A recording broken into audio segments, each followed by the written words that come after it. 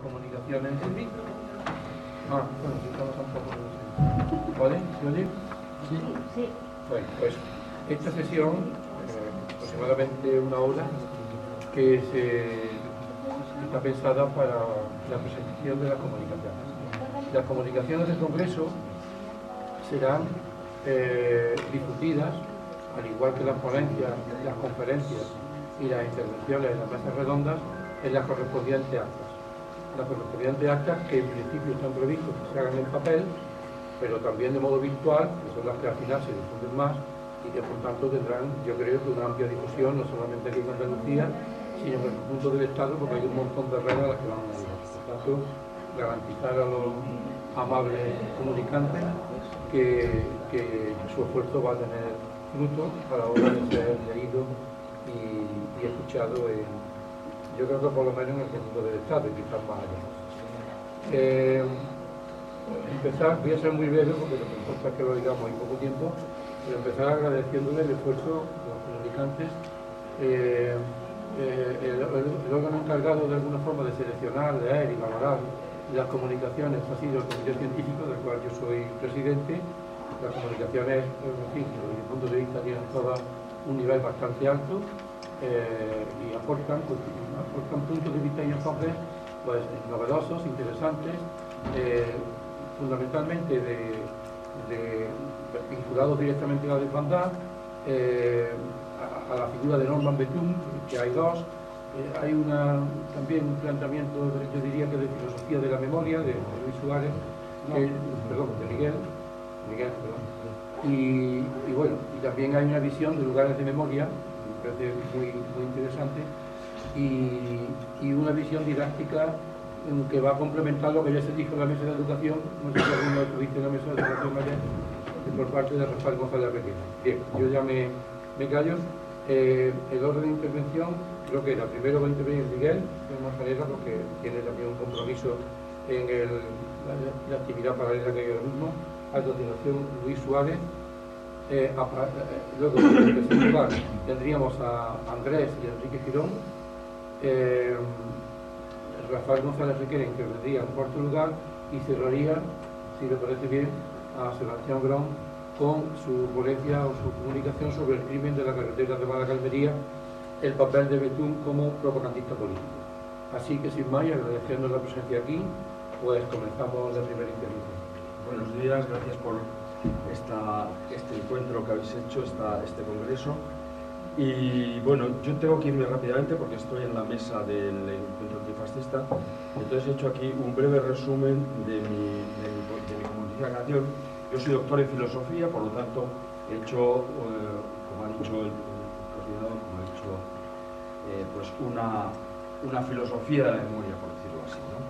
Entonces, brevemente, porque me tengo que ir además, yo comienzo pensando la memoria como un fenómeno que podríamos decir de recuperación de datos que han sucedido, o hechos que han sucedido en tiempos pasados, ¿no? Y en ese sentido podríamos hablar, por ejemplo, de una memoria cósmica, en el sentido de que nos llegan fenómenos que han sucedido hace millones de años, incluso miles de millones de años, y los podemos recoger a través de la astronomía, de las investigaciones astronómicas. En definitiva, esta memoria cósmica no sería nada más que las leyes del universo que tienen una continuidad y una regularidad, y en este sentido la memoria es la capacidad para recoger las regularidades que se dan en la naturaleza y retenerlas en forma de una legalidad científica. En segundo lugar, habría una memoria biológica. Vale, parece que lo acaban de dar ahora.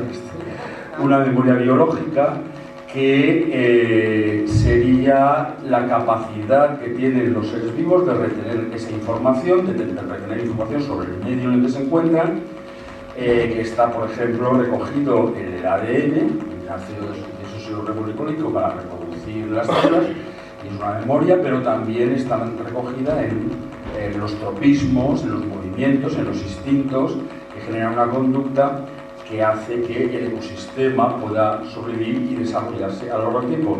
En este sentido, la memoria, además de recoger las regularidades, es también la creación de una entidad autónoma, que es el ser vivo, que tiene capacidades de moverse y de desarrollarse de una forma autónoma, independientemente de las presiones del medio. Por lo tanto, tenemos aquí dos rasgos de la memoria que son importantes. Pero la memoria, en un sentido que es digamos, propio, ¿no?, es la memoria social. Y la memoria social proviene o se crea a partir del lenguaje. El lenguaje que recoge la experiencia colectiva, y esa experiencia que es individual se hace experiencia colectiva. En la palabra, nosotros transmitimos una palabra, estamos transmitiendo una experiencia nuestra, pero que se identifica por parte de los demás como también experiencia propia, con lo cual es una experiencia colectiva. Entonces, la creación de una experiencia colectiva es el papel de la memoria. Y esta experiencia colectiva crea la subjetividad del ser humano. Y la subjetividad del ser humano consiste en la capacidad para construir un proyecto personal o un proyecto colectivo, que consiste en pensar un futuro deseable y actuar a través de la conducta y a través de los conocimientos para conseguir ese futuro deseable. Entonces, el futuro se apoya en la memoria, se apoya en la experiencia que tenemos del mundo para poder construirse. Y esto lo decía Ortega y Gasset, abundó en esta reflexión, diciendo que las categorías que utilizamos para pensar el futuro son las mismas que utilizamos para pensar el pasado. Y esto nos da una clave muy importante acerca de la memoria y acerca de lo que es la política de la memoria, ¿no? Porque evidentemente, como decía Orwell, quien controla el presente controla el pasado, y al controlar el pasado controla el futuro. Es decir, hay toda una política de la memoria para construir una determinada forma de entender el pasado, una forma de la experiencia que tenemos del mundo, del pasado, con el objetivo de proyectar un futuro determinado. Entonces, en un sistema de clases, una sociedad de clases, la clase dominante domina el pasado para construir un futuro donde la propia oligarquía, la propia clase dominante se pueda mantener. Entonces, el pasado, hay una política de la memoria que se basa en la manipulación de la historia, la construcción de una historia que favorece la permanencia de la dominación.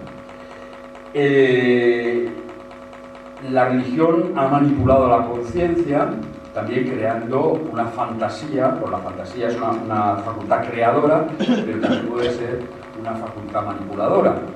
Entonces, a través de mitos y fantasías se puede controlar la conciencia, pues, con los sacramentos, etc. Pero eso está superado por la historia. Es decir, en la civilización actual ya no es este tipo de control social, sino que ese control se va a hacer a través de los medios de comunicación. Los medios de comunicación que transmiten una falsificación de los hechos, de los datos y también del pasado, de tal manera que el futuro queda determinado por los intereses de la oligarquía o de las clases dominantes. Por lo tanto, el factor personal que hace que nosotros seamos sujetos consiste en la conciencia. La conciencia consiste en que nosotros sintetizamos el pasado y el futuro, es decir, la experiencia pasada la contrastamos con los valores del sentido común, del sentido social, evaluamos, nuestra conciencia evalúa constantemente la realidad, nos dice esto es bueno, esto es malo, esto está bien, esto está mal, y a partir de esa evaluación nosotros vamos determinando las acciones que emprendemos en la vida. Por lo tanto, la conciencia es el elemento clave, y la conciencia también es una conciencia colectiva, es una conciencia de clase. Entonces, lo que encontramos es que la memoria puede ser selectiva, puede borrar una parte de la experiencia, no la puede borrar en la realidad porque los hechos no se pueden cambiar, pero sí la puede borrar en la memoria. Y entonces esto es una manipulación de la memoria que en definitiva es la mala fe. La mala fe es cuando aposta, voluntariamente suprimimos determinados contenidos de la experiencia que son interesantes para entender la vida y para entender el futuro, pero los suprimimos porque no nos interesan en un momento dado. Sin embargo, como nos ha hecho el psicoanálisis, siempre hay un retorno de lo reprimido. Es decir, la neurosis consiste precisamente en eliminar esos contenidos significativos porque de alguna manera nos estorban o nos inquietan, pero están ahí. Entonces siempre va a haber un retorno de lo reprimido. Y ese retorno de lo reprimido que se constituye pues como un conflicto interno, neurótico, en la conciencia de los civilizados y también en la conciencia colectiva y en una conciencia de clase, pues en este caso manipulada o simplemente desaparecida, ¿no? Como pasa en nuestros días. Bien, entonces, en todo esto, la historia, por ejemplo, pues pasa a ser un campo de la manipulación por parte de los intereses de la clase dominante. Uno de los elementos claves para poder seguir avanzando en el proceso civilizatorio será precisamente liberar la historia de la manipulación y del control por parte de las clases dominantes, y esto es lo que hace, por ejemplo, este congreso, ¿no? Cuando se están sacando aquí una serie de contenidos que habían desaparecido o que han desaparecido durante casi desde el 36 o 39 hasta nuestros días, pues 80 años o más de 80 años, ¿no? Entonces, esta liberación de la historia es muy fundamental, pero también hay que liberar toda la ciencia social del control de las clases dominantes. Y la ciencia social que se hace hoy en día es una ciencia social capitalista, al servicio del capital, quiero decir, en la universidad, en la economía, en la historia, como he dicho, en la sociología, etcétera, pues son un montón de mecanismos para controlar la sociedad, controlar la conciencia, controlar la opinión pública, de tal manera que haya una continuidad de las estructuras clasistas y de la dominación de las clases dominantes actuales. Esa es una de las causas, en mi opinión, de que el paradigma en ciencia social siga siendo un paradigma obsoleto, o sea, que sabemos que no funciona, porque la teoría del mercado ya se demostró hace un siglo que no funcionaba y que traía unas tragedias inmensas, pero se ha vuelto a retomar y ha vuelto a producir lo mismo. Es decir, que está demostrado que es una teoría totalmente obsoleta, pero ahí se mantiene de manera totalmente artificial. Y no se establece o no se va hacia un nuevo paradigma, que podría ser el paradigma marxista, en mi opinión. El paradigma marxista debe ser la nueva ciencia social. Bueno, ya no es nueva porque tiene 150 años, pero quiero decir que desde el punto de vista de la ciencia social que está vigente en nuestras universidades, pues el paradigma marxista ha sido también otro de esos elementos olvidados, reprimidos y mandados al exterior de la ciencia académica y en general de la ciencia, cuando realmente es un paradigma muy potente.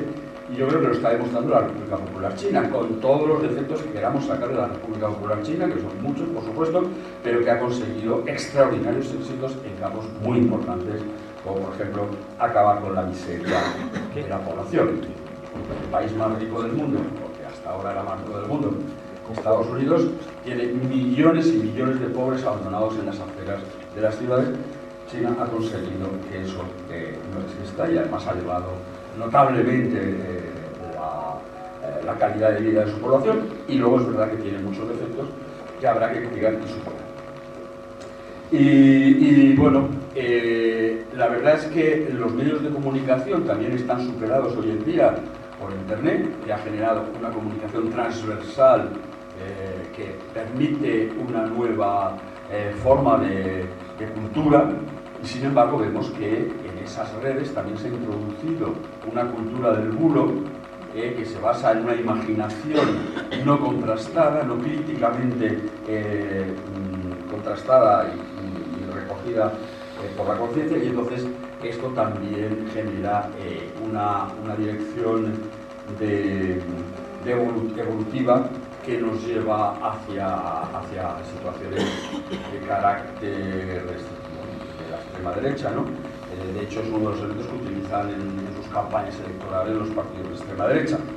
Con lo cual, bueno, pues, claro, hay que construir la conciencia de clase y hay que construir con crítica, con capacidad crítica, una forma alternativa de entender la realidad y de desarrollar la memoria histórica. En fin, con esto quiero decir que con esta tesis yo quería era apoyar y reforzar, digamos, la existencia de este congreso, de este encuentro que vamos a hacer ahora. Y bueno, no quiero más. Quiero leer la memoria de la comunicación más tarde.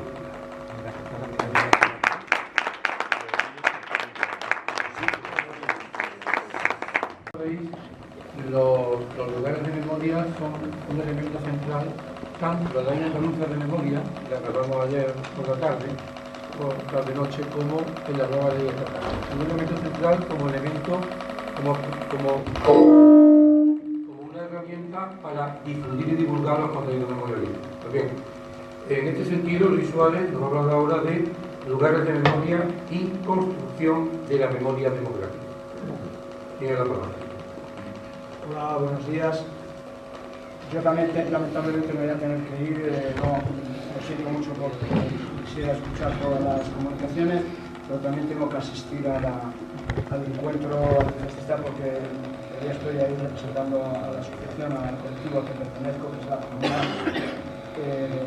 presos y presas y represaliados y represaliadas de Francia. Bien, yo voy a empezar hablando de la relación entre lugares de memoria, patrimonio y memoria democrática, es decir, cómo hay un binomio entre patrimonio cultural y memoria democrática que no siempre es fácil de gestionar y que de alguna manera genera ciertos conflictos.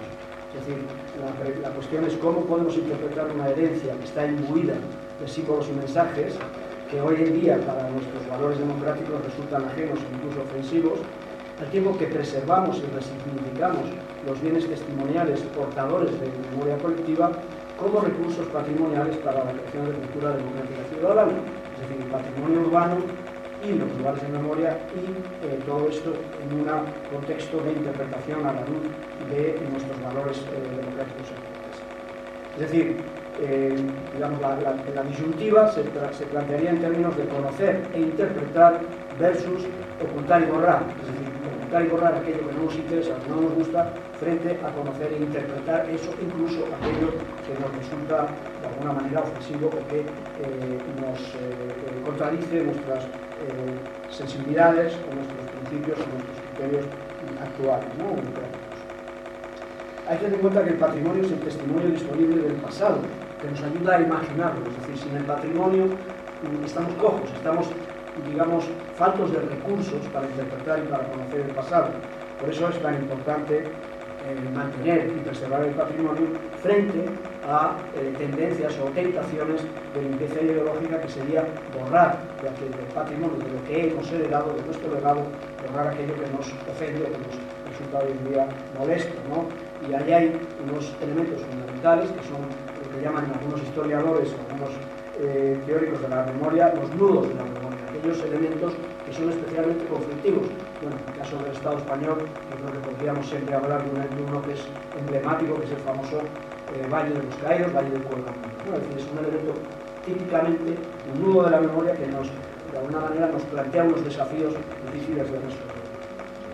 El patrimonio lo vamos siempre, o lo valoramos desde hoy, lo valoramos siempre a través de tres filtros o de tres miradas, que es la mirada histórica, es decir, su importancia histórica, también la mirada estética, digamos, la medida que resulta más o menos atractivo para nuestros gustos actuales, artísticos, y simbólico ideológico, es decir, ese mismo patrimonio tiene una carga. Es decir, cuando nosotros vemos una estatua de algún prócer o de alguna persona histórica, pues evidentemente tenemos esas tres miradas que, bueno, pues de alguna manera son conflictivas. La cuestión es que cada vez, cuanto más lejos está de nuestro presente ese elemento patrimonial, menos carga ideológica nos le atribuimos y, sin embargo, pues nos ofenden mucho. Por ejemplo, monumentos que se refieren a hechos recientes, y sin embargo hay monumentos que no nos ofenden, ante los que manifestamos una indiferencia desde el punto de vista ideológico y sin embargo representan a lo mejor valores absolutamente contrarios a nuestros principios actuales, el esclavismo, del colonialismo, del racismo, etc. Y sin embargo no los asociamos. Es curioso que con la oleada iconoclasta que recorre el mundo desde los últimos años, sin embargo se han recuperado, es decir, el cuestionamiento de las estatuas de Colón en Latinoamérica, incluso en Estados Unidos, de pronto ha puesto sobre el tapete algo que ha sido realmente novedoso, ¿no? Y que de repente algo que parecía que era parte del escenario, parte de la decoración de nuestras ciudades, de repente ya no es simple decoración, sino que es algo que nos apega y nos ofende, ¿no? Entonces, bueno, todo esto genera pues, elementos de reflexión en torno a qué es el patrimonio y qué es la memoria y qué son los lugares de memoria. No puedo entrar a una tipología detallada de qué hablamos de lugares de memoria porque no hay tiempo. Estamos hablando desde un monumento hasta un espacio, hasta el paisaje, como podría ser el paisaje, por cierto, de la desbandada o el territorio de nosotros. No voy a decir, es un concepto tan amplio que necesitaría muchísimo tiempo. Entonces, hay tentaciones, como son la de la cancelación, el lavado, digamos, el lavado de imagen, el blanqueamiento o la veneración acrítica, que las tres serían posturas que yo creo que son erróneas. Lo que tenemos que hacer es ser capaces de reconocer, conocer, documentar y, en su caso, resignificar, que es la palabra clave que se utiliza mucho en este campo de los lugares de memoria y del patrimonio urbano, resignificar esos objetos, ¿no? Cuando hablamos de lavado, de blanqueamiento, me gustaría, a veces, hay cosas que nos llaman mucho la atención, ¿no? O que de alguna manera no analizamos suficientemente matizadamente, ¿no? Es decir, cuando vemos, es un tema que yo he discutido mucho con muchos compañeros y compañeras y que está muy ahí en el día a día, ¿no? Y es el tema de las iglesias, nuestras iglesias con sus símbolos falangistas, ¿no? Es decir, cuando nosotros exigimos a las iglesias que quiten esos símbolos, a veces no caemos en la cuenta de que estamos borrando la historia de la iglesia. La iglesia fue aliada, firme, aliada en primera línea de los crímenes de franquismo y por eso tiene esos símbolos ahí.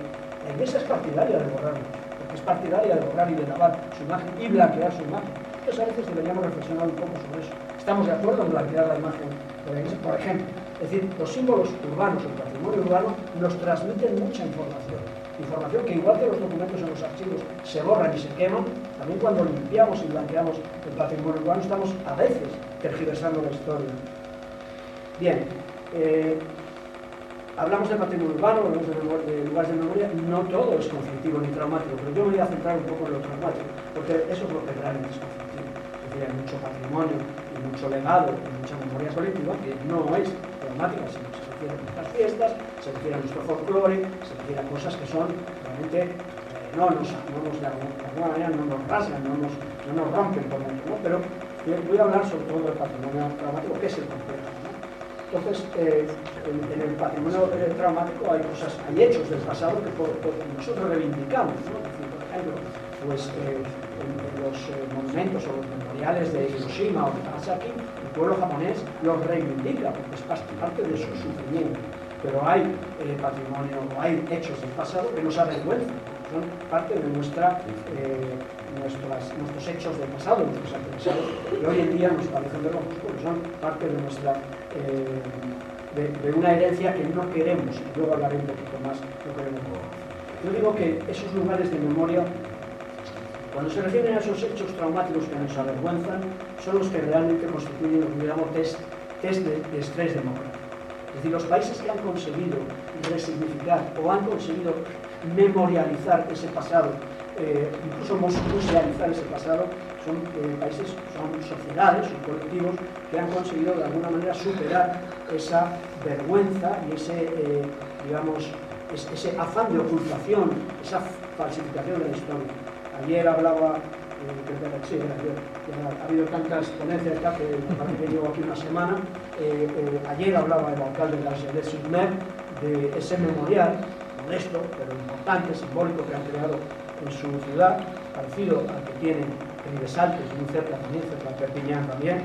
Y ahí hay una historia de autocrítica, hay una historia de reflexión y introspección del pueblo francés, que durante muchos años no quiso saber nada de las atrocidades que había cometido, por ejemplo, con los republicanos españoles, o por ejemplo con los prisioneros argelinos, o en fin, muchas otras experiencias de su pasado, o epidemia, con la colaboración con el régimen de Hitler, ¿no? Bueno, pues a través de un proceso de autocrítica, ese estrés democrático, ese test de estrés democrático hoy en día, cuando uno visita esos lugares, o el Museo de la Esclavitud en Alabama, en la ciudad de Montgomery, que es muy reciente, y ha sido también un test muy duro, porque ha creado una gran polémica y hay mucha gente que no quiere reconocer, o que no quiere que se hable. Eso es conocido, es un hecho conocido, pero es mejor no hablar, es mejor ocultarlo. O cuando uno visita, por ejemplo, el Centro de Interpretación y Documentación del Nazismo en la ciudad de Múnich, un sitio espectacular, inmenso, que han construido y donde hacen realmente un análisis concienzudo de cómo surgió el nazismo, qué fue el nazismo, y eso lo hace la propia sociedad de donde surgió, y está hablando de sus padres y de sus abuelos. Bueno, pues todo esto son lugares de memoria también, ¿no? Entonces, cuando se habla de patrimonialización, es decir, incorporar ese legado de la represión y del terror a nuestro acervo cultural, nosotros en el Estado español tenemos un atraso endémico, ¿no? Ya no voy a hablar ahora de la transición, lo que supuso la transición, las secuelas de la transición también en términos de lugares de memoria, donde no hay apenas políticas públicas de creación de lugares de memoria, pero la importancia de los lugares de memoria para la construcción de la memoria democrática. No sé cómo decirlo. ¿Sí? Sí. Bueno, la idea fundamental es que los lugares de memoria son lugares de aprendizaje directo de la historia. Es decir, cuando uno va a los campos de concentración en Austria o en Polonia, es muy diferente entrar en un campo de concentración a que te cuenten en el colegio lo que fue, digamos, el campo de concentración. Es decir, son lugares de aprendizaje directo y, al igual que nosotros a los niños, a los jóvenes, les llevamos al Museo de la Ciencia o les llevamos al Museo de la naturaleza, les llevamos a un parque para que conozcan, pues sucede lo mismo con los derechos humanos y con la democracia. No se aprende, no es innato, no es algo que los niños salgan del vientre de sus madres ya sabiendo democracia y derechos humanos. Hay que aprenderlo, y también se aprende a través de esos lugares. Bueno, entonces voy a concluir muy rápido porque no tengo tiempo para seguir, para profundizar mucho, pero voy a aterrizar ahora en el tema de los lugares de memoria en nuestra ley, nuestra nueva ley de memoria democrática, donde se definen los lugares de memoria como aquel espacio, inmueble, paraje o patrimonio cultural, inmaterial o intangible en el que se han desarrollado o plasmado hechos, etcétera, etcétera. Y todo el capítulo dedicado a lugares de memoria de la ley, en realidad está referido sobre todo a memoriales. Yo quiero enfatizar también, que es algo que hemos cuestionado en esta redacción de la ley y habíamos propuesto que se hiciera una pequeña adenda o una pequeña enmienda, es que los memoriales son un aspecto, pero no son los centros de memoria o los museos de la memoria que nosotros tenemos que rectificar. Un memorial es un sitio que es un testimonio, nos dice una información, que puede haber un QR, que nos da algo más información, pero hay que hacer espacios inmersivos donde uno pueda hacer esa experiencia del conocimiento del pasado a través de ese lugar, ¿no? Y en ese sentido, nosotros pedíamos que hubiera un auténtico centro de memoria. En las conclusiones voy a ir directamente a las conclusiones. Iba a hablar un poco de la desbandada como experiencia extraordinaria de reconstrucción de un lugar de memoria con los pies. Hay una expresión anglosajona que es votar con los pies.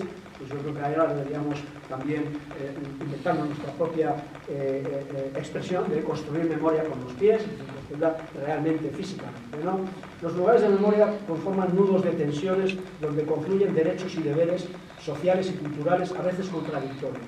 El derecho a la ciudad y el territorio, el derecho y el deber de la preservación del patrimonio, el derecho y el deber de la memoria colectiva. Yo cuando hablo de lugares de memoria me gusta relacionarlo con el derecho a la ciudad, que es algo que está surgiendo ahora en los movimientos ciudadanos. Pues eso tiene, yo cuando estoy, digamos, hablando con gente de los movimientos vecinales, muchas veces les digo, el derecho a la memoria también forma parte, o la memoria también debería formar parte del derecho a la ciudad y al territorio. A esos derechos y deberes se ponen fuerzas políticas y económicas, las del olvido, pero también las del mercado y la especulación inmobiliaria. Cuando estamos hablando de patrimonio urbano, es muy importante porque hemos visto muchos casos de destrucción del patrimonio y de la memoria a través de la simple especulación inmobiliaria, ¿no? El Estado no debe únicamente señalizar y significar o semantizar los lugares de memoria, sino promover su función didáctica, su investigación y su documentación. Los locales y centros de memoria constituyen recursos únicos, insustituibles. Es decir, lo que era la cárcel de Carabanchel, que voy a hablar un poquito porque es el tema en el que yo estoy implicado. La cárcel de Carabanchel era la cárcel de Carabanchel. Una vez que desaparece la cárcel de Carabanchel, uno no se puede inventar un lugar de la memoria que es la cárcel de Carabanchel. No, eso ya no existe, desapareció, es irreversible esa pérdida, ese recurso memorialístico y patrimonial lo hemos perdido ya para siempre. Cuando se hacen pastiches o se hacen reconstrucciones, digamos, miméticas y tal, eso es falso, eso es mentira. El hecho, el patrimonio es el patrimonio y o se conserva o se destruye. No hay forma de fingirlo, ¿no? Bien. Los lugares de memoria forman parte de nuestro patrimonio cultural y su preservación no solamente es un objetivo político, democrático, es también un objetivo de simple civilidad y de simple cultura, cultura a secas, ¿no? Es decir, que cuando preservamos los lugares de memoria estamos también preservando el patrimonio cultural.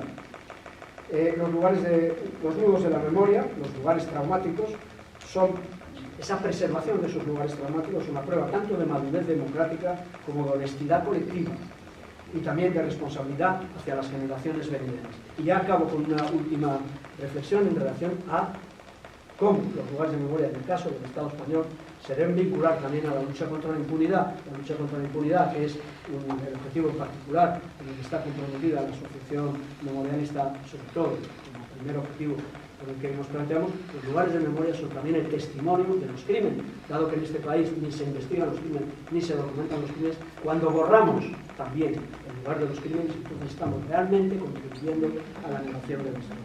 Gracias.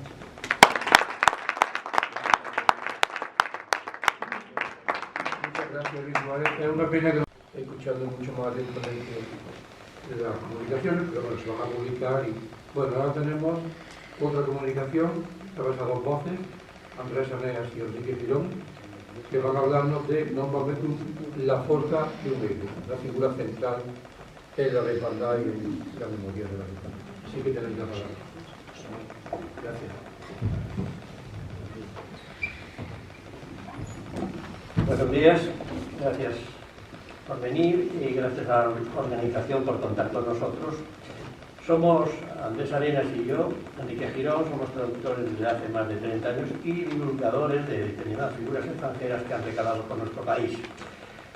A mediados de los 90, gracias a Jesús Majada, pionero en este tema,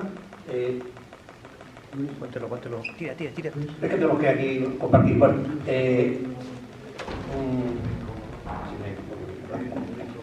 conocimos la figura de Norma Bethune, que de todas maneras se llama, y en su momento y posteriormente hemos escrito algunos artículos y debido a que por su extensión vamos a hacer una cosa resumida. Gracias. Buenos días.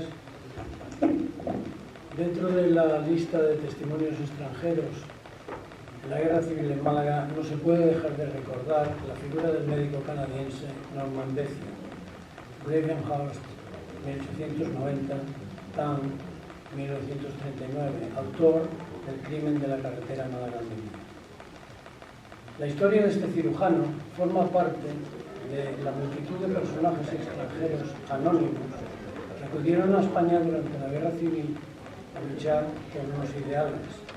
El reconocimiento a su figura se debe a su actuación posterior en otro conflicto bélico en la guerra que China libraba con las fuerzas de ocupación japonesas.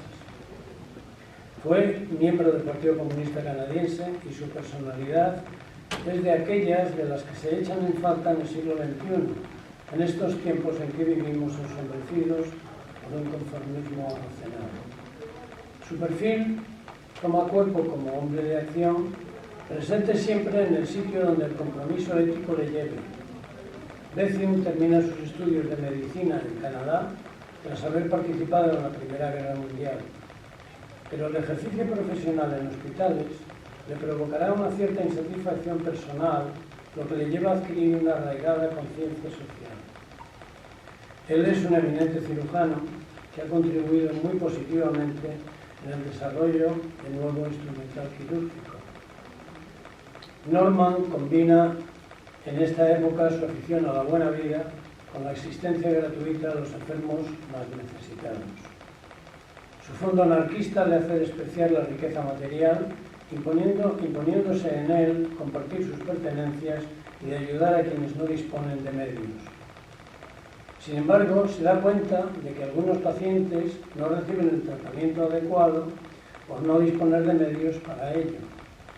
Bethune emprende una encendida defensa a favor de una sanidad que generalice los tratamientos médicos a toda la población de Canadá, es decir, la implantación de un sistema público de asistencia sanitaria.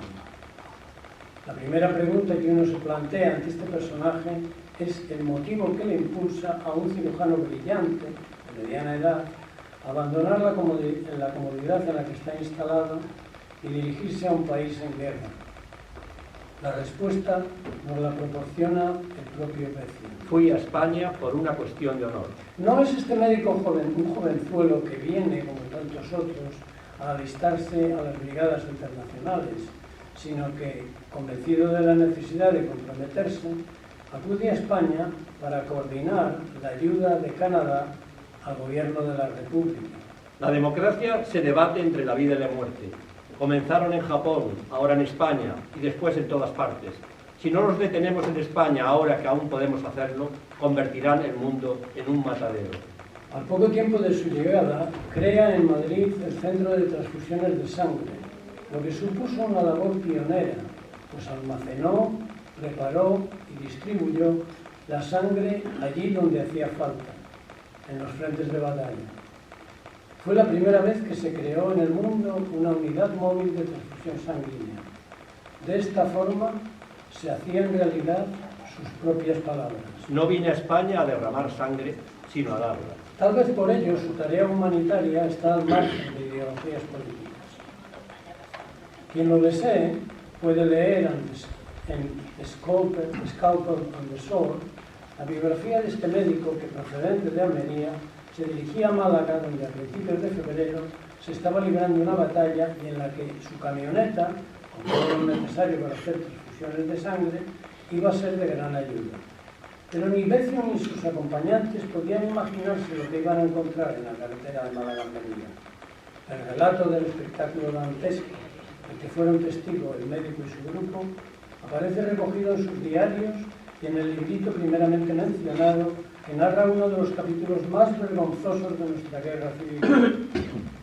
Vergonzoso para el ejército rebelde, puesto que en la citada carretera bombardearon a una población que huía despavorida, y vergonzoso también para el mando republicano, que abandonó Málaga a su suerte, haciendo realidad aquellas palabras de Largo Caballero. Ni un fusil ni una peseta más para Málaga.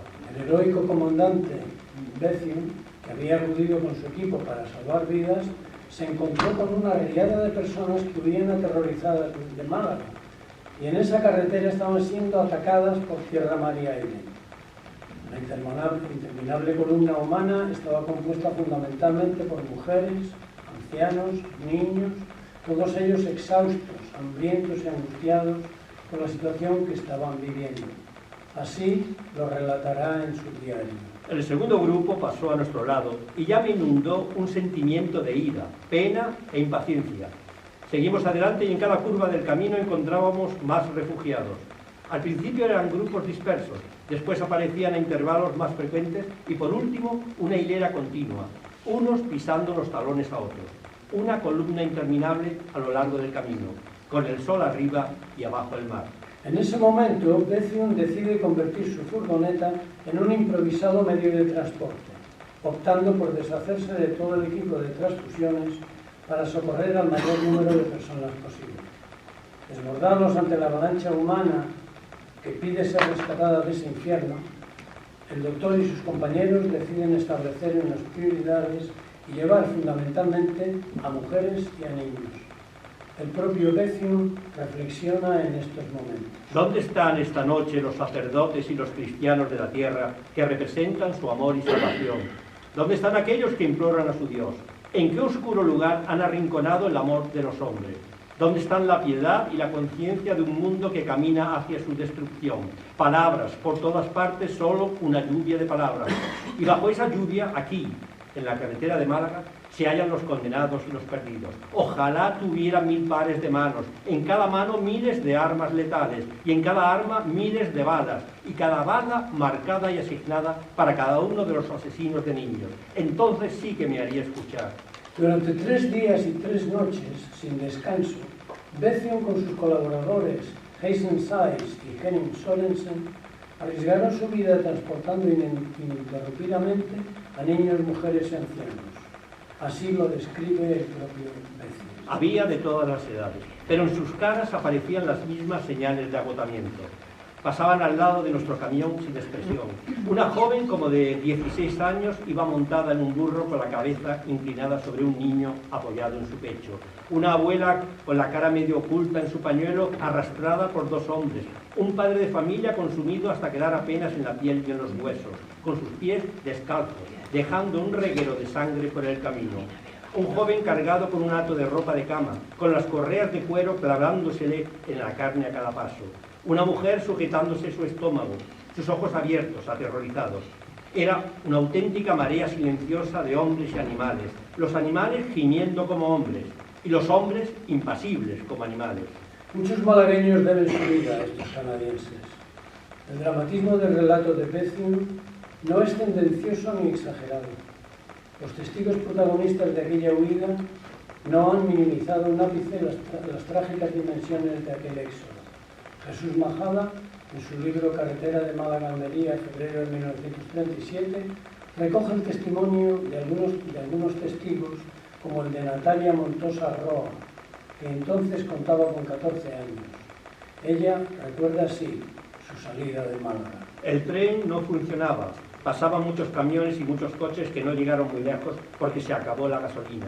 Pero la mayoría de la gente iba andando. Cada uno llevaba lo que más apreciaba: el ajuar, el traje de novia, máquinas de coser.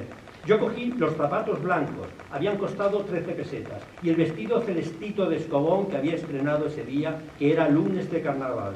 Luego, mucho más adelante, empezamos a ver muchas casas, empezamos a ver muchas cosas abandonadas por la carretera, porque la gente no podía cargar con ellas. Nosotras queríamos coger las cosas, pero mi padre no nos dejaba, porque pesaban mucho. Nosotras creíamos que en un día de caminata llegaríamos a Almería, pero hasta Amaro tardamos 2 días y medio. Su hermana Maruja, 13 años entonces, nos cuenta. Durante todos los días del camino, 2 barcos nos estuvieron bombardeando. Estaban muy cerca, casi en la orilla. Murió mucha gente. No se me olvidará nunca una mujer con un niño pequeño en brazos. Habían disparado desde el barco un proyectil y las piedras que saltaron le dieron a la mujer en la cara. Ella quedó muerta con el niño en brazos, al que no le pasó nada. El escritor Alardo Prats señala que los nombres de Bethune y sus colaboradores merecen estar en la memoria de todas las personas honorables del mundo por su altruismo y su sacrificio. El dolor producido en aquella matanza salvaje aún permanece en el subconsciente colectivo de muchos ancianos de Málaga y provincia. Ojalá el paso del tiempo no entierre la memoria de tanta generosidad. Gracias.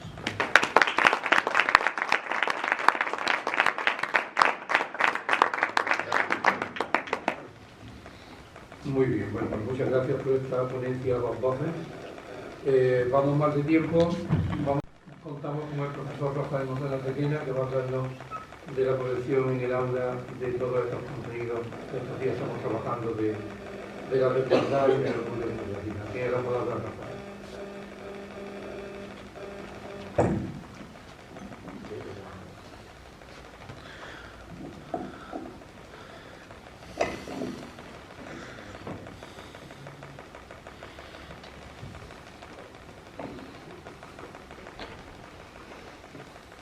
Bueno, pues buenos días. Agradecer otra vez y agradecer a la organización que nos hayan dado este espacio y muy especialmente agradecerle a ustedes que estén a esta hora de la mañana aquí escuchándonos. Voy a relatar la comunicación intentando darle las claves como haría un relator de comunicaciones en otro tipo de congresos, porque hablar 5 minutos para dejar paso al compañero y terminar la hora es realmente imposible. El título que le puse a la comunicación es el Memorial de la Glorieta de Nuremberg en Córdoba, un recurso para el trabajo de la memoria transnacional. Este memorial se inauguró el 5 de mayo del año 2019 y recoge los nombres de los 345 cordobeses deportados a los campos de concentración nazi, básicamente a los campos de Mauthausen, de los cuales 202 fueron asesinados aquí. Bien, el problema que yo tenía a la hora de articular una conferencia que uniera este memorial, que uniera Córdoba, que uniera la ciudad de Nuremberg y que uniera la de Banda, me viene del trabajo que estoy haciendo en el instituto a través del proyecto de Bardollero en nuestro barrio, que ayer lo vimos en parte aquí en el vídeo, y que es una historia del barrio general y una historia didáctica. En esa historia didáctica nosotros tenemos paradas para explicar el barrio y una de ellas es la glorieta de Nuremberg, en donde hay dos grandes hitos. Una escultura que transformó el espacio, se llama Viento de Cambio, de José María Serrano, y después se inauguró este memorial, fruto del empuje de las asociaciones memorialistas, especialmente el Foro por la Memoria de Córdoba, que conseguimos del Ayuntamiento en enero de 2018 que todas las fuerzas políticas firmaran que se comprometían a rendir homenaje a todos estos cordobeses. Parece ser que hay solo una mujer humana, nos dijo Ángel del Río, y pues bueno, esta parada ahí es un sitio estratégico dentro del barrio. Segunda cosa que nos unía, el trabajo con fuentes históricas de manera oral, que ya llevábamos trabajando en distintas publicaciones del Foro de la Memoria y en este caso en el trabajo de la historia del barrio de Bardollero. Tercera clave explicativa. Nosotros habíamos ido a un invento que se había sacado en la Facultad de Ciencias de la Educación de Sevilla, que le llamaban la Fiesta de la Historia, en donde una de las actividades era un congreso de jóvenes historiadores. Los jóvenes historiadores eran alumnos. Nosotros llevamos en el 2017 los alumnos que explicaron la historia del barrio y en el 2019 nos propusimos llevar a los chavales para que explicaran la glorieta del Nuremberg partiendo del memorial. Siguiente clave, en el año 2019, si no recuerdo mal, publicamos en Córdoba un libro absolutamente necesario que se llama Lugares de Memoria en Córdoba.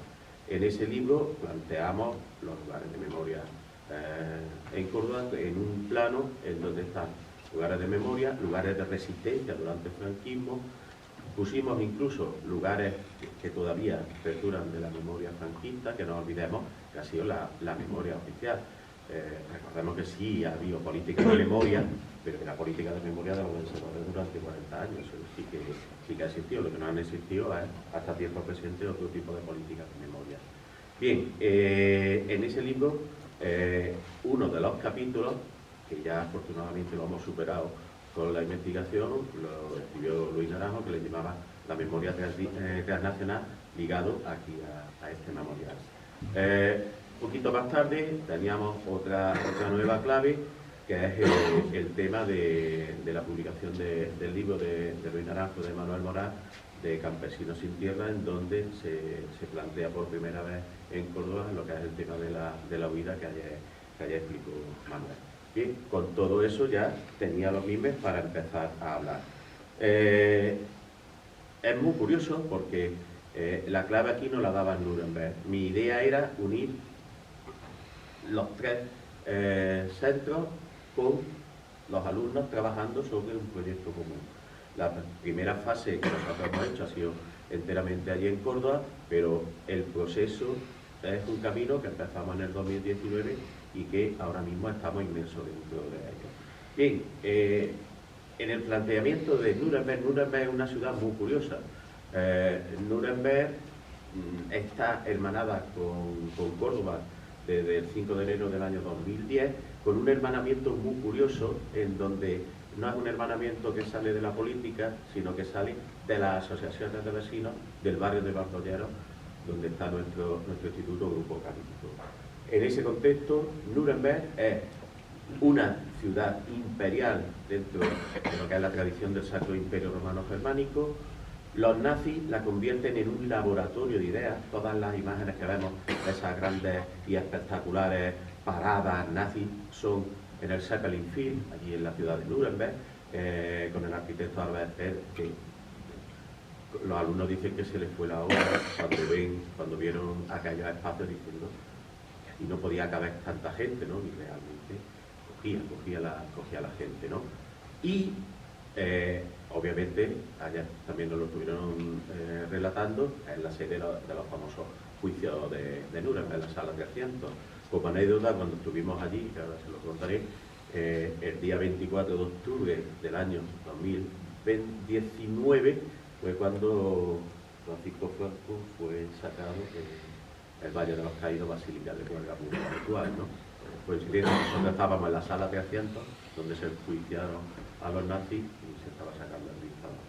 Bien, y ahora es la ciudad de los derechos humanos. Tiene un premio internacional de derechos humanos que se efectúa cada 2 años. Bien, entonces, ¿cómo plantear esos lugares de memoria?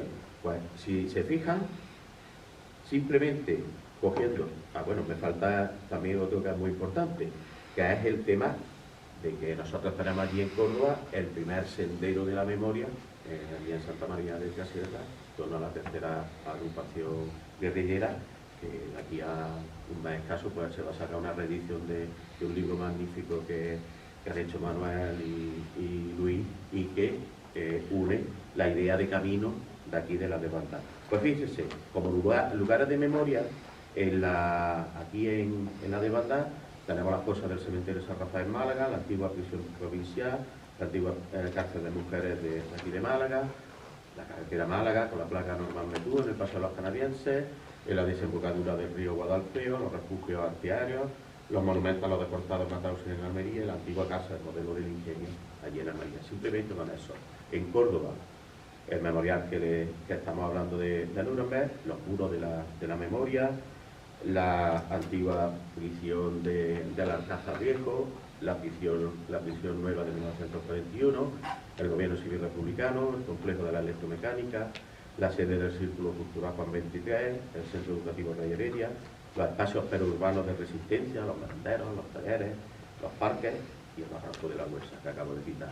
Alemania, obviamente con otro tipo distinto. Los lugares, lo que se llaman allí los lugares hitlerianos, el Zeppelin Field, el Coliseo, el Luis Polo Arena, el Estadio, la Gran Avenida y de Marxis, el laboratorio de propaganda nazi, el monumento a los Sinti Roman, a los gitanos y a los romaníes, el monumento a los trabajadores forzados en la estación de metro de Blares, el monumento a los prisioneros de guerra de los campos de concentración, el Via Crucis de Nuremberg, de Lorenplatz, el monumento a los aviadores alemanes, etcétera, etcétera, etcétera, ¿no? Bien, ¿qué hicimos nosotros? Pues partimos, como les digo, de un trabajo que se ha ido desarrollando en varias fases, interrumpido un poco por la pandemia. El primero fue investigar por qué yo le jugué un poco a los alumnos, por qué hay un memorial a los cordobeses asesinados en los campos nazis si nosotros no habíamos participado en la Segunda Guerra Mundial. Les mentí ahí un poco para provocar didácticamente a los alumnos, ¿no? Entonces nos dedicamos todo un año a investigar, ya vamos allí, hicimos unos talleres con grabaciones muy buenas con Ángel del Río, con Luis Naranjo, con representantes del movimiento vecinal, etcétera, etcétera, ¿no? Llevan los chavales una ponencia que fue absolutamente magnífica y se graba un documental con todo el proceso hecho hasta entonces. Mientras estamos haciendo el proceso, uno de los entrevistados, Juan Gregorio Ramírez, presidente del Consejo de Distrito Norte allí en Córdoba, y es el interlocutor con la Asociación Cororis de Nuremberg. Entonces, le presentamos el proyecto de lo que estamos estudiando y le sugerimos que nos presente ante la asociación que da subvenciones para ir a la ciudad de Nuremberg con la idea de comparar cómo se recupera la memoria histórica en Córdoba y cómo Córdoba en España y cómo se recupera la memoria histórica en Alemania. Que ayer salieron aquí en la conversación una cosa muy interesante sobre lo que pasa en Alemania, en Francia y lo que pasa en España, que en principio es muy diferente.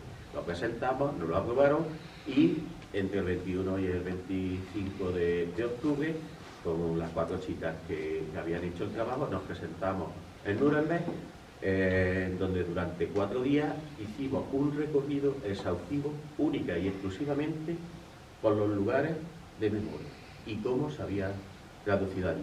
Una de las cosas que más le impactó a las chavalas es, aparte del sentido de la recuperación de la memoria histórica allí, es cómo el centro de documentación nazi es el antiguo Coliseo. El Coliseo allí iba a ser como, bueno, lo construyeron, pero al final no lo llegaron a utilizar, pues como 3 veces el Coliseo de Roma, espectacular, y le han metido una especie de diagonal que significa técnicamente que... Franco para suprimir las noticias que llegaban del frente de Málaga y la publicación en castellano, francés e inglés del crimen del camino Málaga-Almería al poco tiempo de la caída de Málaga, y la atención de la prensa internacional con las fotos de Robacaba y Gardetaro, otra fuente importante de la huida, sacó a la luz gran parte de la crueldad infligida a los refugiados.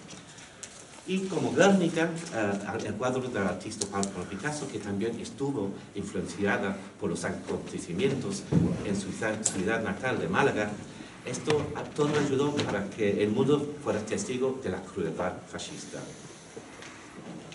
El crimen del camino también se centró en el papel que desempeñó Bethune junto con sus compañeros para ayudar a los refugiados, siendo la ambulancia un elemento importante en la narrativa. Aquí la palabra escrita va acompañada de imágenes de los refugiados que huyeron de Málaga en lugar de esperar un destino incierto, y donde, y esto es la cifra mínima, más de 7.000 personas fueron ejecutadas después de la caída de la ciudad, que sirve como vehículo para este poderoso mensaje. La fuerza predominante del crimen del camino radica principalmente en el uso de 21 fotos en el texto principal para retratar el sufrimiento de los refugiados, con las fotografías de Hassan Saiz concentrándose en los niños, las mujeres y los ancianos. Para acompañar la introducción al proyecto hay 4 pequeñas fotos donde figura Bethune. Una de estas imágenes muestra a Bethune ayudando a los refugiados a subir a la ambulancia, y junto con las otras imágenes de él, parecen estar colocadas ahí para reforzar sus credenciales humanitarias y antifascistas. Esa simplicidad de las imágenes de los refugiados lo que retrata la desolada condición de lo que Alardo Prats, periodista anarquista, que escribió la introducción, describió como, entre comillas, éxodo pavoroso de todo un pueblo que prefiere, antes de someterse a la criminal tiranía del fascismo, 1000 veces la muerte. Una de sus imágenes es de una mujer desolada al borde de la carretera, subtitulado en la versión inglesa, esperando ayuda.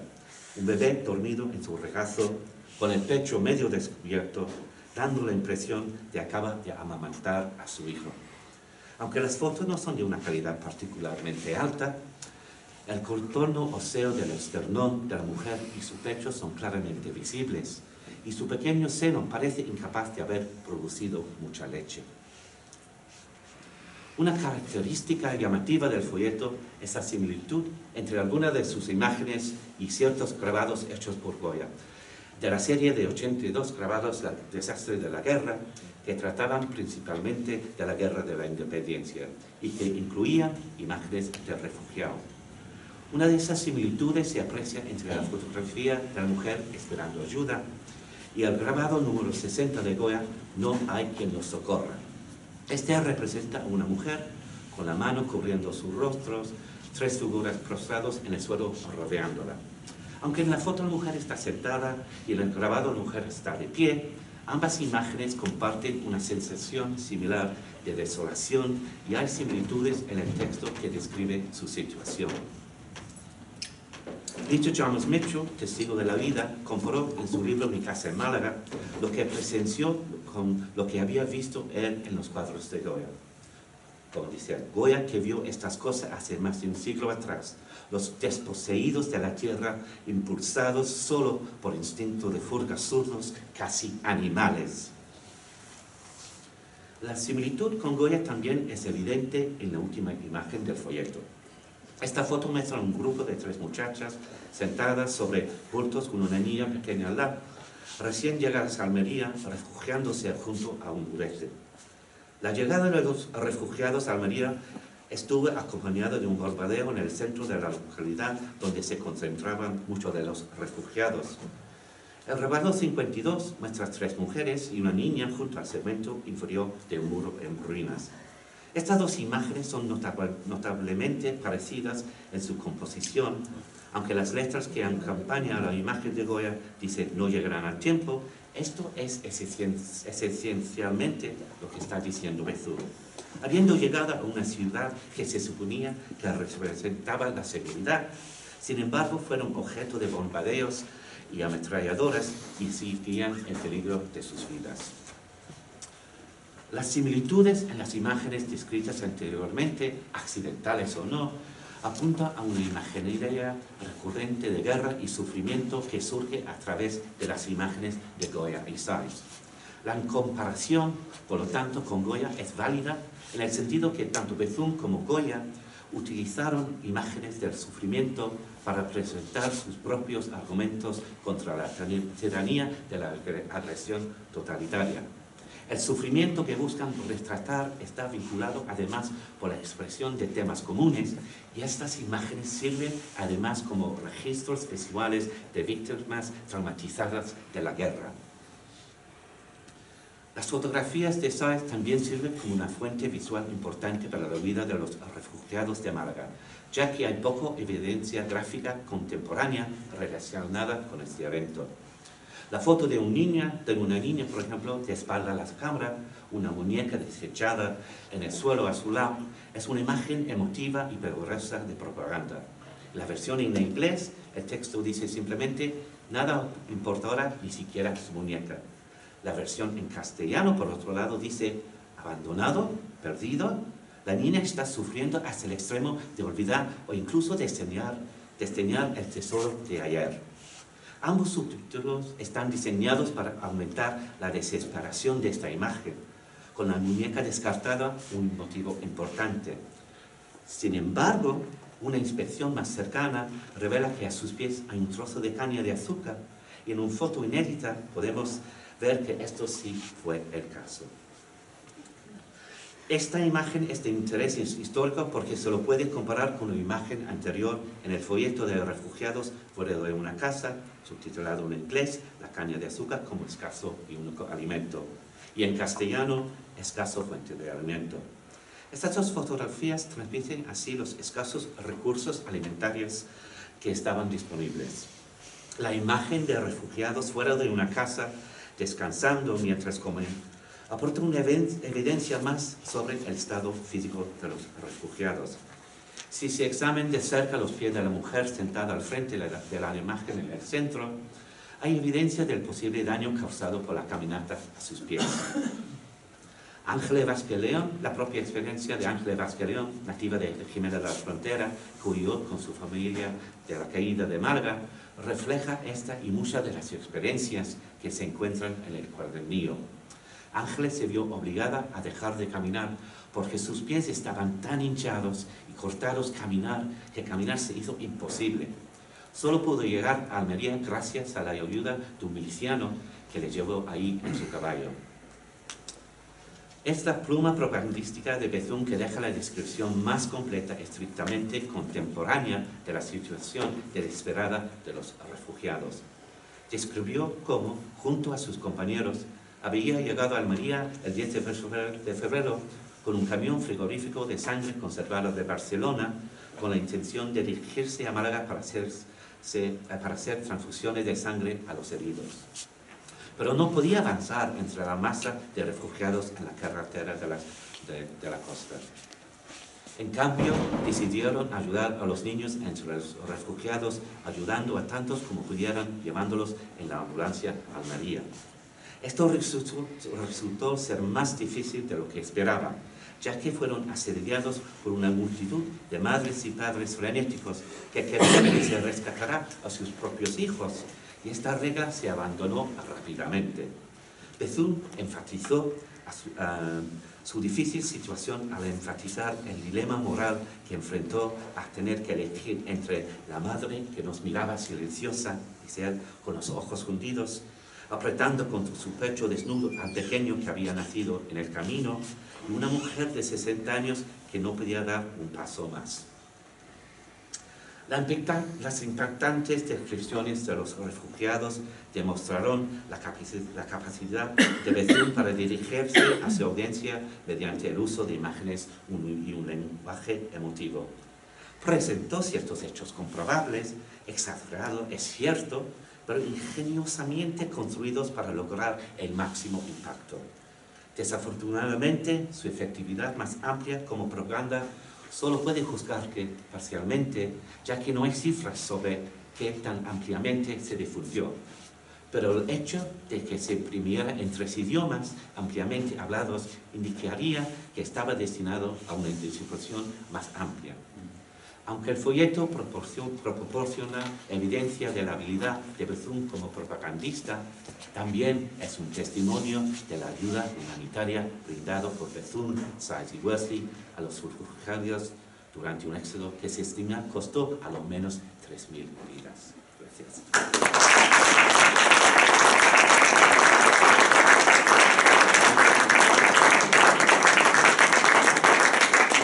Muy bien, pues muy interesante, muchas gracias. Todas las ponencias creo que han sido interesantes.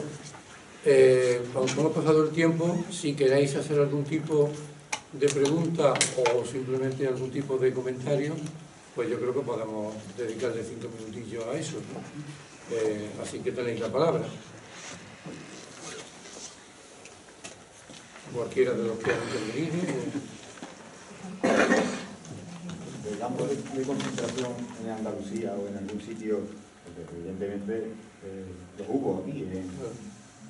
No hay nada, no... Sí, hay un par de publicaciones sobre campos de concentración a nivel de Estado y también a nivel de, incluso la provincia de Córdoba hay una específica, una monográfica. Lo que pasa con la memoria española respecto a la memoria alemana, como ha dicho antes Rafa, os ha comentado, o la francesa, que con una mínima repercusión social, la verdad es que no es conocido. Y por supuesto los centros educativos, el tema de los campos de concentración españoles no ha entrado de ninguna de las maneras, ni creo que entre, bueno, espero equivocarme con la ley estatal, ¿no? pero va a costar mucho. Cualquier alumno, bueno, todos los que hemos sido profesores lo hemos visto, pero a nivel universitario también, pregunta, dime unos cuantos campos de concentración o de exterminio. Mauthausen, Treblinka, Auschwitz, tal. Ninguno cita, por ejemplo, pues aquí en Andalucía, el de la isla de Saltés, los campos que había por Algeciras, los campos que había en el Valle de los Pedroches, los campos que había en tantas ciudades, de manera absoluta, que muchas veces eran una alambrada donde se morían de hambre y de frío dentro los prisioneros republicanos. Eso no existe, eso no existe. Eso es uno de los agujeros negros de la memoria en España y en Andalucía. El escaso conocimiento de la población y de los jóvenes, que no fueron campos de concentración, fueron campos de exterminio también, porque entre otras cosas las calorías por día que se les daban eran similares a las que se daban en Mauthausen o en Auschwitz, las mismas. No llegaban ni a la necesidad basal de una persona adulta, con lo cual si los familiares no les ayudaban con pan, con chorizo, con morcilla, con algo, morían literalmente como moscas de hambre, así que eran también campos de exterminio. Ese es un tema que está pendiente en nuestra memoria. Eso en el caso de España, Manuel, hay un problema añadido, y es que prácticamente no hay ningún resto físico de los campos de concentración en España. El franquismo ahí lo hizo muy bien, borrando esa memoria. Aquí no hay nada tan potente como los restos de Mauthausen, los restos de Auschwitz, que el alumno pueda identificarse con ellos.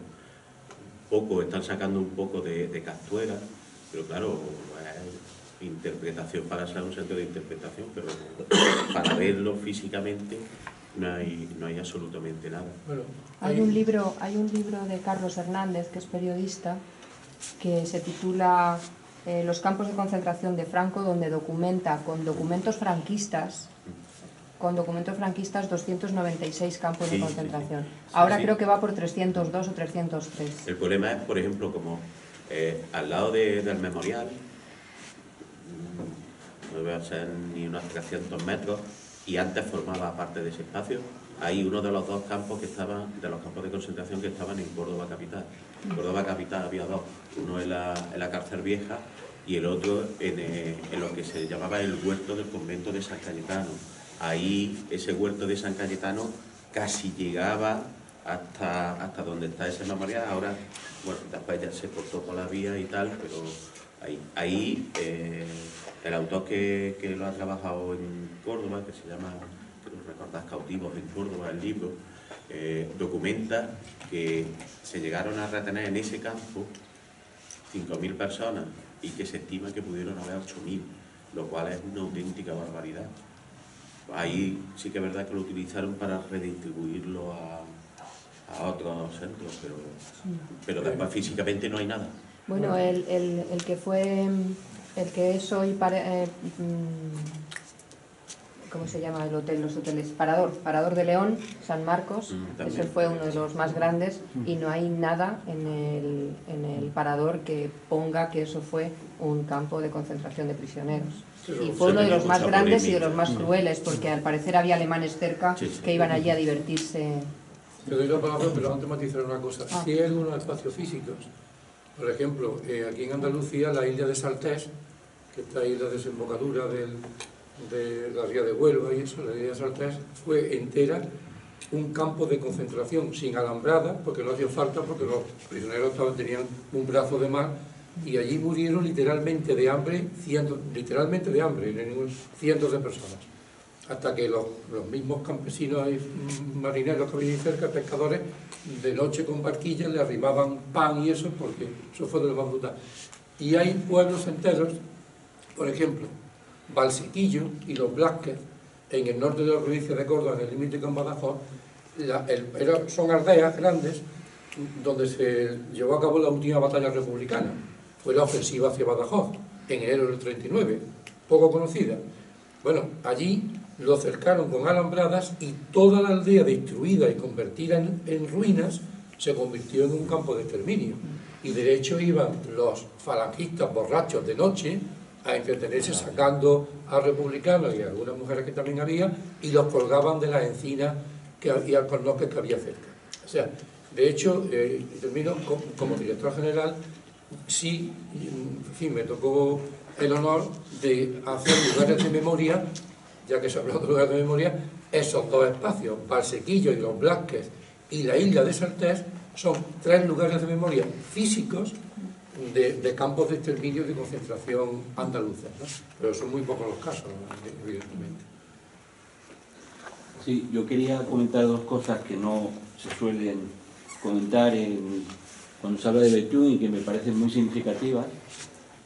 Una de ellas, además, es una recomendación. Yo supongo que la mayoría de vosotros lo conocéis, pero creo que en un lugar como este se debe decir, por un lado, que existe, como supongo que sabéis, una película de ficción que se llama The Making of an Hero, o sea, la forja de un héroe, que es una gran producción canadiense, que además el actor canadiense, digamos por excelencia, que es Donald Sutherland, hace el personaje de Norma Bethune. Esa película tiene 15 minutos que justamente trata del episodio de Bethune en España. Dura 15 minutos, que hizo el service de ese trozo que se dio en España una productora para la que yo trabajé. Es una película desde mi punto de vista espléndida, que creo que además es muy didáctica para cómo fue el personaje. Además trata tanto su vida en Canadá como su vida en España, como su final en China con Mao. Y luego la otra cosa, es decir, quiero decir que os recomiendo a los que no lo conozcáis esta película. Me parecería muy útil en un congreso como este haberla podido ver y con un coloquio después. Lo recomiendo para otro momento. Y luego otra cosa que no se suele hablar también y que a mí personalmente me parece muy significativa. Como todos sabéis, Bethune murió justamente contra lo que luchaba, ¿no? la limpieza en el mundo de las operaciones de los quirófanos en China, y es el único occidental que tiene una estatua y una plaza en Pekín que se llama el Bethune Square, y no hay otro occidental que tenga, por decirlo así, un monumento de tal singularidad en China. Simplemente Sí, es interesante también porque él también viene en el pequeño rojo libro de Mao, de Little Red Book, no sé cómo se traslada aquí, porque él conoce. Pero igual, yo puedo compartir el enlace, pero se puede ver la película Heart of Spain, Corazón de España, que es una película que hicieron el 37, Frontier Films, y fue elaborado con la colaboración de Norman Bethune, y entonces un documentario original, y la primera parte foco en la defensa de Madrid, hacer el tumba del fascismo, Madrid para que sea el tumba del fascismo, ¿no? Pero la segunda parte está concentrado en la transfusión, en el Instituto Canadiense en Madrid, que eso lo inició Gustave Pitaluga, que sirvió hasta Cuba, algo así, no sé, pero Bethune se encargó de eso el foco de la segunda parte del cortometraje, su foco está en eso, y entonces tú se ves a Bethune en camino a Guadalajara con la ambulancia para llevar sangre al frente, la enfermera Norma Greenspan, que le estaba ayudando como técnica, etc. Y es un cortometraje de propaganda, pero muy bien hecha, y eso está disponible por leohurwitz.com, algo así, pero yo eso lo puedo compartir. Va a estar en el enlace de mi bibliografía, ¿vale? Mira, me dejáis añadir una cosa muy breve. Me ha parecido muy interesante la alusión a The Making of a Hero, porque de alguna manera consolida de qué manera somos un poco injustos con algunos que fueron protagonistas. Norman Bethune ha llegado a donde ha llegado, independientemente de que su acción fue muy valerosa y todas estas cosas, porque el gobierno chino y el gobierno canadiense han estado detrás. Me refiero, hay otro testimonio de un compañero que estaba también de conductor con Norman Bethune, que es Thomas Worsley, Los ecos de la batalla, Behind the Battle, que evidentemente no lo conoce ni el tato. Es un libro que está publicado hace más de 10 años y pone en duda algunas de las actuaciones de Bethune. Simplemente lo digo como comentario, porque efectivamente la película Donald Sutherland y todas estas cosas ha contribuido a que Bethune, que sabía bien venderse cuando hizo esto en esos idiomas, evidentemente es así la cosa. Yo me concentro mucho esto en mi libro, porque Bethune era muy autopropagandístico, muy egoísta, ¿no? Y además peleaba con las autoridades en Madrid, porque él creía que era el más importante, pero las importantes innovaciones venían de Barcelona, de Durand Jordan. Él tenía que ir para buscar el sangre, porque sus sistemas, yo no le niego lo que ha hecho, ¿no? En Madrid, era importantísimo, pero igual el verdadero innovador a nivel mundial fue Durand Jordan. Sí. Disculpa, ¿puedo contar una última pequeña cosa? Relacionada con la película, también un poco vinculándolo perdona tu nombre, al de Córdoba, al que has hablado de todo el tema de los lugares.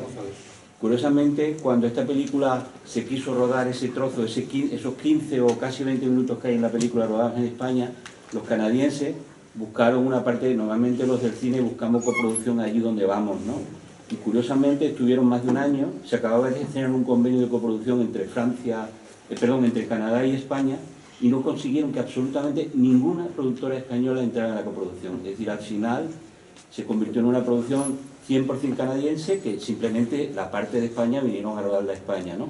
Pero que es muy significativo en el sentido de que parece mentira que un personaje como este y un pedazo de película como era la película esa no se conseguía ningún socio español.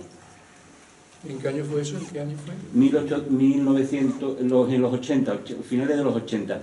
Si pincháis The Making of a Hero, Yo creo que incluso, hombre, yo no soy precisamente la persona adecuada para recomendaros que veáis una copia pirata, ¿no? Porque vivimos de eso, pero creo que en algún lugar hay acceso a la película. Y de cualquier forma, de una forma formal, digo, para el futuro en un congreso como este, es decir, la embajada canadiense cede, o sea, es algo que a lo que está acostumbrada la embajada canadiense en Madrid, de cederla, de prestarla, de dar los derechos para poder verla en condiciones buenas, que esa es otra también, poderla ver bien, ¿no? Yo quería hacerle una pregunta al compañero. El otro día en la tertulia del bar nos salió el tema de Guernica y las compañeras María José Maribel Benes nos hablaba de que el Guernica podía estar inspirado en determinados acontecimientos de la carretera, especialmente la figura de la mujer amamantando al niño con respecto a la que aparece en el cuadro de Picasso. ¿Qué piensas tú de ello? Bueno, estaba mirando, estuve por ejemplo en París, Portugal, que vive muy cerca, en Inglaterra está muy cerca, la semana pasada en el Museo de Picasso, justo, y hay muchas figuras desnudas de Picasso ahí. Las senos que dibuja a Picasso son senos amplias o angulares, etc. Pero una cosa que me notó, por ejemplo, en esta imagen, sí se lo puede ver. Bueno, voy atrás a la de darle muy rápido.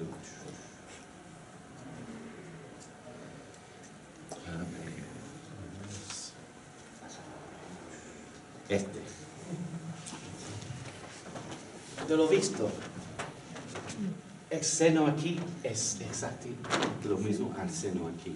Sí. Yo creo, además hay una publicación, este hombre dio una charla en el Centro Cañada Blanca para el Paul Preston, y él se hablaba de estas similitudes, etc. Picasso normalmente no dibuja sus senos de esta manera, pero este es muy comparable hasta que el chico aquí, el chico aquí, aunque son distintas, aunque en esta grita hasta los cielos, y ella con sus ojos hundidos está más triste. Dice él, su argumento fue, y es el oído de otros historiadores, que hay muchas comparaciones, porque al final Guernica venía después de lo que sucedió en Málaga, pero Málaga era el pueblo natal de Picasso, ¿no? Picasso tiene una curiosidad a la hora de pintar, y es que utiliza a todos los maestros de la historia de la pintura, los asimila y los reinterpreta. Sí. Entonces, eso lo llamaban los clásicos dentro del clásico de Picasso a la hora de pintar, ¿no? Entonces, muchas aportaciones en grandes cuadros son ya cosas puntuales. Hombre, esto es distinto porque es un acontecimiento, una fotografía concreta, ¿no? Perdón, un minuto nada más, para complementar lo que ha dicho él. Nosotros participamos en un documental, que fue en el 2006, que se llamaba Una sombra en el paraíso, que la tesis de que el Guernica estaba basado en la huida, más que en otra cosa, y básicamente en nuestro instituto de Málaga, Gaona, supongo que mucha gente lo conoce, un profesor de historia se prestaba a hacer como que hablaba de todos estos temas a sus alumnos, un poco para interpretar la historia.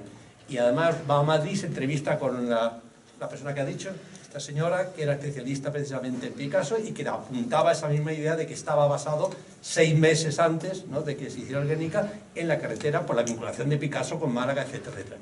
Se llama Una sombra en el paraíso, en YouTube, lo podéis pinchar, de Alberto Jiménez, y yo creo que es muy interesante. Una sombra en el paraíso.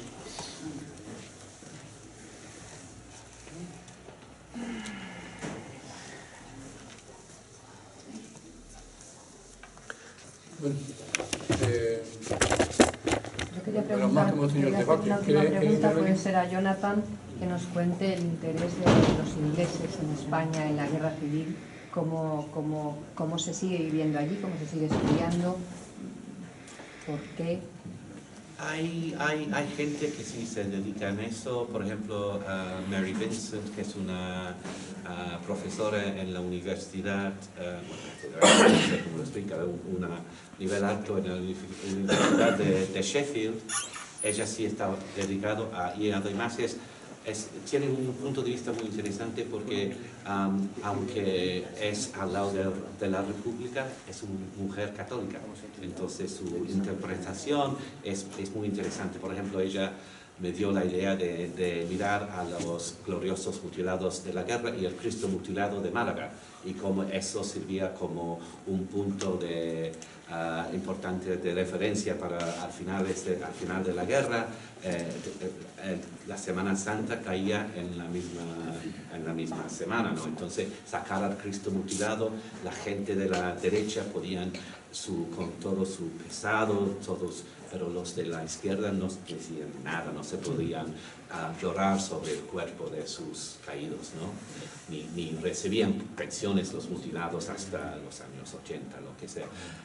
Hay Edgar Stocki y otros historiadores, pero es un interés particular, no es interés y muchos de los ingleses no saben nada de la Guerra Civil Española, pero algunos saben más que los chicos que están en los colegios aquí, ¿sí? Porque a lo menos podemos hablar libremente. Sí. Sí. Bueno, pues interesantísimos debates, ¿eh? Sí. Pues nada, si no hay nada más que aportar, gracias a todas y todos y seguimos.